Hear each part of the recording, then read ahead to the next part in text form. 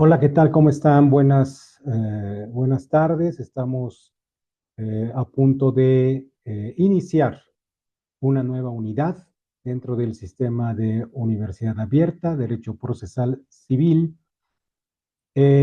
Materia en este semestre actualizado, 2025 diagonal 2, y el siguiente tema se trata precisamente del de la demanda. La demanda, que es un acto procesal de suma importancia y que necesita ser cabalmente comprendido por parte del alumnado a fin de que sus esfuerzos concreten finalmente el ejercicio apropiado de la acción o de la excepción precisamente. Entonces, a mí me gustaría tomar en consideración de que nos ubicamos dentro de la etapa postulatoria, que es aquella donde se sientan las bases para construir la litis de la controversia respectiva a través precisamente de los escritos de demanda y en su caso de contestación y reconvención que las partes puedan enfrentar en la contienda, en el pleito, en el litigio de índole civil, como es la materia propiamente de esta asignatura, la materia exclusivamente civil y que podría expresarse o ampliarse hacia el ámbito familiar y si somos un poco más amplios, podríamos también dedicarnos a tocar de manera muy general los aspectos de índole procesal mercantil, pero vamos a centrarnos básicamente en visualizar que nuestra intención es, dentro de la etapa postulatoria, hablar propiamente de el escrito de demanda, el escrito inicial de demanda. Sobre esta situación debemos tomar en consideración de que, como les expresé anteriormente, se trata el proceso de una reflexión del tiempo pasado. Esto es muy importante que ustedes lo comprendan a cabalidad. ¿Por qué? Porque al margen de del estudio técnico pormenorizado de cada uno de los requisitos de la demanda, debemos nosotros considerar de que la demanda es un instrumento, es un protocolo a través del cual estamos solicitando al juzgador intervenir en nuestra controversia porque necesitamos resolver una problemática que surgió en el pasado. Una problemática como podría ser el caso de una rescisión contractual, de una nulidad, el problema de la afiliación de los menores de edad, por ejemplo, el problema de un divorcio incausado y sus múltiples incidencias para, por ejemplo, liquidar la sociedad conyugal. En fin, tenemos un problema que se expresa generalmente a través de un enunciado que nosotros tenemos que definir apropiadamente derivado de una entrevista que nosotros sostuvimos con alguien que acude en búsqueda de nuestros servicios.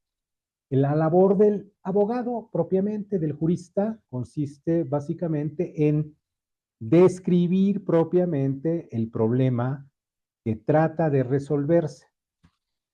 Si no se cuenta con esa descripción actualizada, esa descripción completa, va, va a ser muy probable de que los resultados que nosotros entreguemos en la redacción de nuestro escrito inicial de demanda, es muy probable que los resultados no sean del todo satisfactorios, porque nosotros no estamos centrándonos en realidad en cuanto a la problemática que nosotros queremos resolver, sino que a lo mejor la estamos viendo parcialmente o no se nos está brindando toda la información que se requiere, o bien no hemos desarrollado las destrezas para detectar esas insuficiencias y colmar esos vacíos a fin de que la solución propuesta en el escrito inicial de demanda sea realmente exitosa y cumpla sus finalidades. Tener entendido de cuál es el problema que tenemos que resolver, implica una gran parte de la solución, porque sabremos nosotros con qué acciones contamos. Sabemos nosotros con qué probables excepciones o defensas nuestro contrario vaya a defenderse, porque evidentemente el proceso jurisdiccional es una controversia, es un pleito, es un litigio. Dado que las partes no decidieron arreglar sus diferencias a través de un mecanismo alternativo de solución de controversias, como podría ser el caso de una mediación, por ejemplo, las partes no quisieron convenir y por tanto se impone en todo caso someter el pleito ante un órgano decisor, ante un órgano jurisdiccional. Al margen de la cuestión que ustedes van a examinar dentro de esta unidad acerca de todos los elementos y los requisitos formales, subsanables o no, que contiene el escrito inicial de demanda, yo quisiera invitarlos a que ustedes tengan a la mano precisamente un problema o un caso a resolver.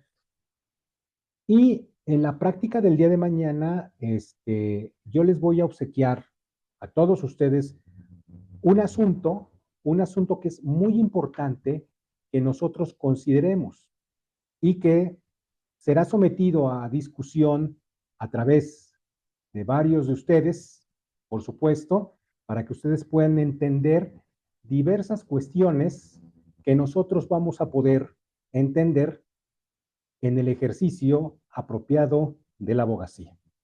Entonces yo quisiera someter a su consideración, por favor, un problema que mañana les voy a plantear directamente para que ustedes puedan, con todo detenimiento, observar diversas cuestiones que va a implicar el ejercicio de la jurisdicción civil, principalmente. Que sepan ustedes de que esta jurisdicción de índole civil aplica para problemas, para problemáticas, para segmentos controvertidos que se concentran principalmente en el Código Civil.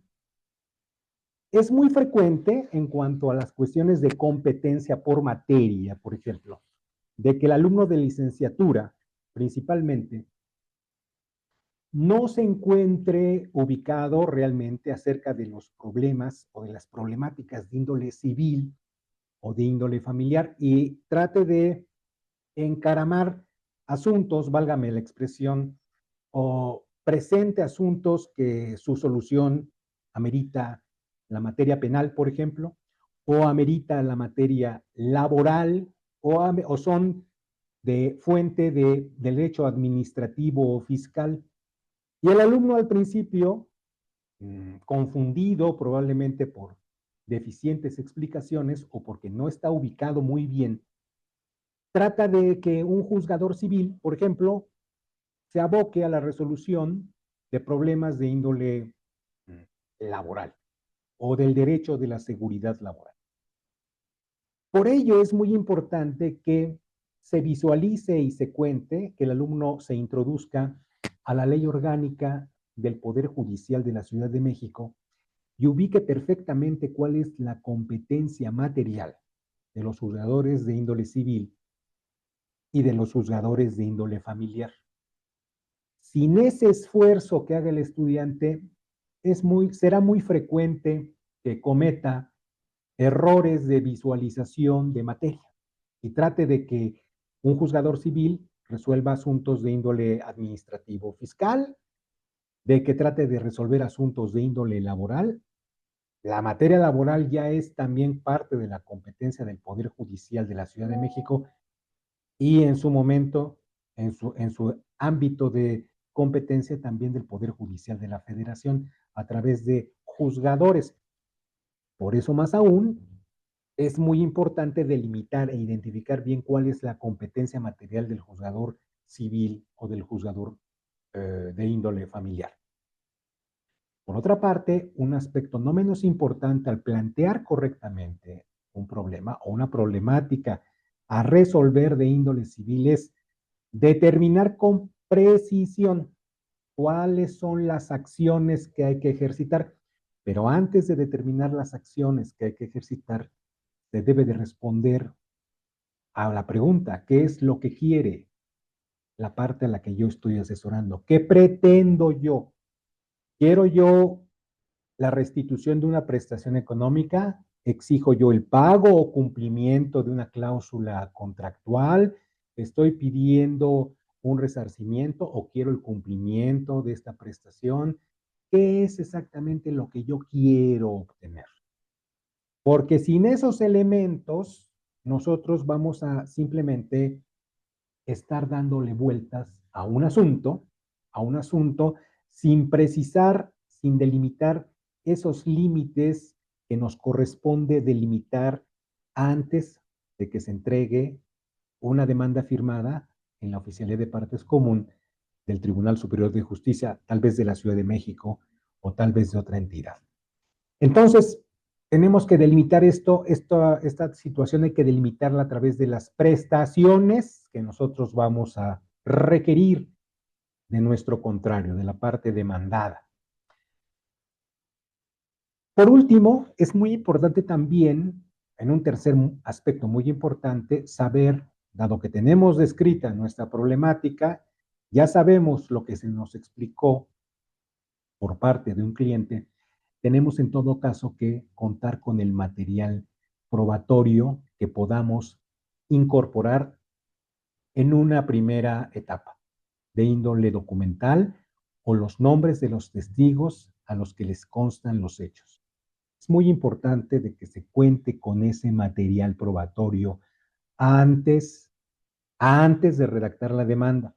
Y es muy importante de que el abogado entreviste previamente con mucho tiempo de anticipación a esos señores testigos, hombres o mujeres, para identificar bien qué saben de esta controversia y saber de antemano si es posible acudir a la fuente de sus declaraciones en su momento ante una autoridad jurisdiccional o eso no va a ser posible, porque hay personas que no les constan los hechos e irresponsablemente son puestas ante la presencia judicial y muchas ocasiones mienten, tergiversan los hechos y no abonan para nada, no abonan para nada a los intereses de la parte a la cual que los está presentando en una controversia. Entonces, con mucho tiempo de anticipación, el abogado es meticuloso, debe de ser muy preciso sobre qué le constan a las partes, qué vieron realmente, en qué pueden ayudar. Un testimonio incompleto tampoco podría ayudar, pero sí sería muy importante que se tuviera contacto para conocer también el nivel sociocultural de la persona a la cual vamos a llamar como testigo, pues precisamente para ir, en su momento vamos a abundar un poco sobre las técnicas de interrogatorio y contrainterrogatorio, pues para ir modulando, pues precisamente esa declaración que podría ser muy valiosa de acuerdo a los límites que nosotros le fijemos en el escrito de demanda. Es muy importante el empleo de el idioma español de una manera precisa y de una manera clara. El código dice que las demandas deben de ser sucintas, claras y precisas. Los hechos tienen que ser no una novela, no una serie inconexa de hechos, de argüendes, de dimes y diretes. Los hechos tienen que ser ordenados en el tiempo cronológicamente y no menos importante aún, los hechos tienen que estar redactada de manera imputatoria. Esa es la palabra correcta. El actor le tiene que imputar a su contrario la responsabilidad del incumplimiento que está reclamando. Tiene que hacerlo de manera imputatoria para identificar plenamente las fallas, los incumplimientos, las deficiencias, las ilegalidades e identificar y obligar a que ese contrario simplemente responda a los hechos con una afirmativa, los acepta porque son ciertos, o con una negativa. Si el contrario te contesta tu hermosa demanda con la frase, el hecho que se contesta no es propio, por lo cual no lo afirmo ni lo niego, pues ese hecho va a estar destinado a la basura. No te va a servir. Lo que te va a servir es, por ejemplo, que te diga, niego este hecho, de manera que se trabe ahí la litis entre hechos controvertidos perfectamente delimitados por las partes. Eso es lo que te conviene.